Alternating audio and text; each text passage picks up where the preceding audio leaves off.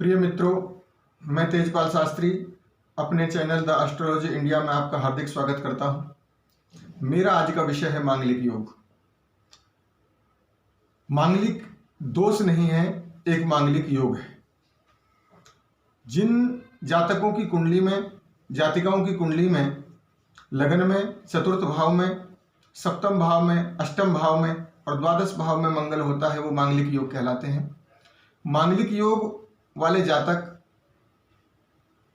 अक्सर इस बात से भयभीत होते हैं कि यदि मैं मांगलिक हूं तो मेरा गृहस्थ जीवन या किसी प्रकार की कोई विशेष या बड़ी परेशानी आने वाली है।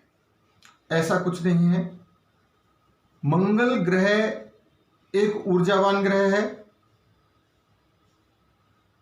और उत्साह से परिपूर्ण है। जैसे जिन लोगों की कुंडली में मंगल ग्रह 1, 4, 7, 8 और 12वें भाव में होता है, वे अपने किन्हीं विशेष गुणों को लेकर के रहते हैं।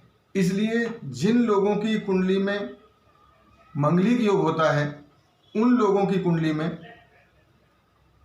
कुछ विशेष बात भी होती है।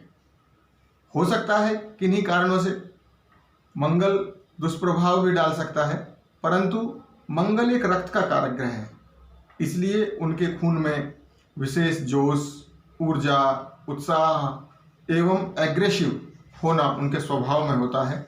ऐसे जातकों को यदि नॉन मंगलिक के साथ विवाह कर दिया जाता है तो उनको सामने वाला व्यक्ति उदासीन या उनको कमज़ोर दिखाई देता है। इसलिए जिस प्रकार किसी अच्छे व्यक्ति के साथ अच्छे व्यक्ति का मिलन होना अच्छा माना जाता है, उसी तरह से मंगलिक व्यक्ति के साथ यदि मंगलिक व्यक्ति का विवाह होता है तो उनका गृहस्थ जीवन अच्छा चलता है। फिर भी मंगल ग्रह अपने आप में बहुत ही महत्वपूर्ण ग्रह है। मंगल लगन में यदि किसी सौम्य ग्रह के साथ हो, जैसे गुरु के साथ हो, तो उसका मंगलिक दोष दूर हो जाता है। मंगल अपनी राशि में हो तो भी मंगलिक योग दूर हो जाता है, मंगलिक दोष दूर हो जाता है। और मंगल उच्च के हों तो भी मंगलिक दोष दूर हो जाता है। इसलिए जिस तरह से 1, 4, 7, 8, 12वें भाव में यदि मंगल होता है तो अक्सर ऐसी कुंडलियां मंगलिक होती हैं। लेकिन इस तरह से देखा जाए तो 40% कुंडलियां मंगलिक मानी जाएंगी। लेकिन जब भी कभी मंगल के साथ कोई सौम्य ग्रह होता है तो उस दोष को दूर किया जा सकता है, दूर माना जाता है। तो इस तरह से करके ज़्यादा से ज़्यादा 10% कुंडलियां मंगलिक रह जाती हैं। और उन मंगलिक ग्रहों के साथ, मंगलिक योग वाली कुंडलियों के जातकों के साथ मंगलिक जातक का, जातिका का या मंगलिक जातिका हो तो उसके मंगलिक जातक के साथ विवाह करना श्रेयस्कर, लाभकारी एवं अच्छा माना जाता है। कई विद्वानों का मत है कि 28 वर्ष तक मंगलिक दोष रहता है। कई विद्वानों का मत है कि 22 वर्ष तक मंगलिक दोष रहता है।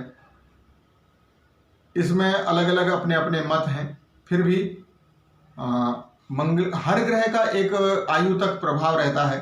जैसे 21 वर्ष की आयु तक सूर्य का प्रभाव रहता है और 28 वर्ष तक मंगल का प्रभाव रहता है। 36 वर्ष पर शनि का प्रभाव रहता है। 42 वर्ष की आयु पर राहु का प्रभाव रहता है। ऐसे ही अनेक ग्रहों का अपना अपना प्रभाव रहता है।